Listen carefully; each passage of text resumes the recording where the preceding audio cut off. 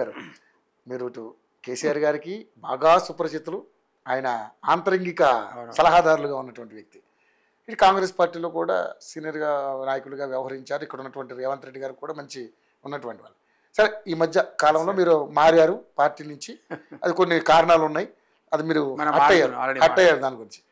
సరే, నిజంగా జరిగిన సభలో అసలు నిజంగా కేసీఆర్ గారు మనం అంత ఎక్స్పెక్ట్ చేసినంతగా మాట్లాడలేదంటే ఇంకా ఆయనకి అహంకారం తగ్గలేదు అనేది ఇక్కడ బాగా చాలామంది మాట్లాడుతూ ఉన్నారు. చాలామంది ఎందుకంటే ఆయన సభలో మాట్లాడిన తీరు కావచ్చు, పక్కన ఎమ్మెల్యేలతో మాట్లాడిన తీరు కావచ్చు, ప్రజలతో మాట్లాడిన తీరు కావచ్చు, చూస్తే అంత డిఫరెంట్గా కనిపించింది. ఏంటి సార్ అసలు ఈ సభ యొక్క ముఖ్య ఉద్దేశం ఏంటి, ఆయన మాట్లాడిన విధానం ఏ విధంగా ఉంది?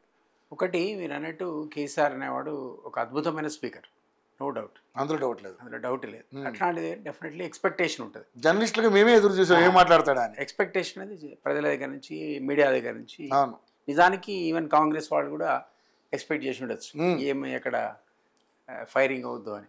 సో అది జరగలేదు. ఎందుకో అది పేలవంగా పోయింది. మీరు అన్నట్టు ఆయన ఎప్పుడు పేపర్ చూసి చదవడు, ఆయన అనర్గళంగా మాట్లాడేటువంటి ఉంది, ఆయనకు శక్తి ఉంది. మరి ఎందుకు ఏ కారణం చేతనో మీరు అనేది 100% కరెక్ట్, అది చాలా పేలవంగా సాగినటువంటి ప్రసంగం.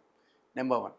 నెంబర్ 2, మీరు అన్నట్టు అహంకారం తగ్గిందా లేదా అనేది ప్రజలు ఆల్రెడీ అహంకారమే దెబ్బ కొట్టారు. ఆయన ఇప్పుడు పోయి విపక్షంలో కూర్చోవాల్సిన పరిస్థితి వచ్చింది, దాన్ని చర్చించుకోవాల్సిన అవసరం లేదు. కానీ ఆ కొట్టిన దెబ్బ ఎట్లా కొట్టారంటే 39 ఎమ్మెల్యేలు ఇచ్చిన దగ్గర నుంచి ఎంపీ వచ్చే వరకు జీరో చేశారు. జీరో నుంచి లోకల్ బాడీ వస్తుంది, రాబోతుంది. అది 6 నెలల 3 నెలల అనేది మనం దగ్గర లోకల్ బాడీ గురించి మాట్లాడదు. సభలో లోకల్ బాడీ వాడాలి, ఆ లోకల్ బాడీ ప్రిపరేషన్ కిందనే చూడాలి దాన్ని మనం. ఎందుకంటే ఇక్కడే వాళ్ళకి మళ్ళీ తిరిగి పుట్టడానికి అవకాశం. ఎందుకంటే గతంలో మీకు జ్ఞాపకం ఉంటే 2001లో ఎప్పుడైతే రాజకీయ ఆరంగరేటం టీఆర్ఎస్ పార్టీ చేసిందో తెలంగాణలో, వాళ్ళు స్టార్ట్ చేసిందే లోకల్ బాడీ ఎలక్షన్స్తో. అక్కడ పుట్టి చాలా స్థానాలు గెలుచుకున్నారు, considerable number of seats Telangana ఏరియాలో. ఆ కారణం చేతనే అప్పుడు రాజశేఖర రెడ్డి గారు కూడా వీళ్ళ అలయన్స్ ఒప్పుకున్నాడు. మాస్టర్ మైండ్స్ కామర్స్ చదవాలనుకునే 10th ఇంటర్ విద్యార్థుల తొలి ఎంపిక.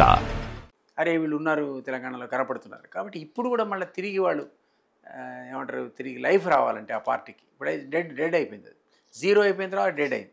మనం అంతమంది అనుకున్నాం. ఈవెన్ గ్రాడ్యుయేట్ అండ్ టీచర్స్ కాన్స్టిట్యూన్సీలో అభ్యర్థులను పెట్టకుండా విత్డ్రా చేసుకున్నారు.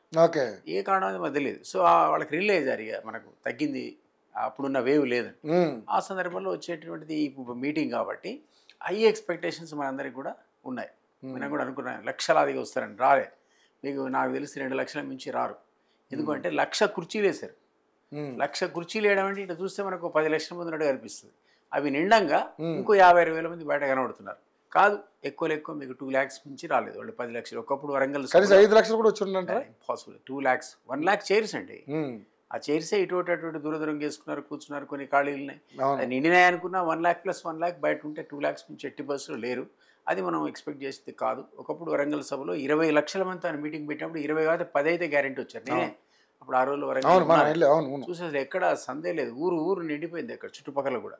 అది లేదు ఇప్పుడు. ఆ జన సముద్రం లేదు, కానరావట్లేదు. సరే, పొలిటికల్ పార్టీస్ మేనేజ్ చేయడం మనకు తెలుసు, అన్నీ చేస్తాయి. టీఆర్ఎస్ కూడా చేసి ఉంటుంది. వాళ్ళ దగ్గర అపారమైనటువంటి నిధులు వచ్చినాయి, డబ్బులు ఉన్నాయి. అఫీషియల్గానే 1000 కోట్లు ఉన్నాయి నా దగ్గర అని ప్రకటించుకున్నారు. ఎన్నోసార్లు అనుకున్నాం.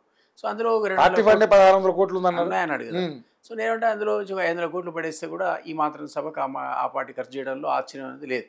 ఎందుకంటే అంత ఆ ఏర్పాట్లు చాలా అట్టహాసంగా ఉన్నాయి, అందులో అనుమానం లేదు. కాబట్టి అన్నిటికీ మించి మనకు కావాల్సినట్టు ఏర్పాట్లు, జనం కాదు, అది ఏం మాట్లాడడానికి కావాలి.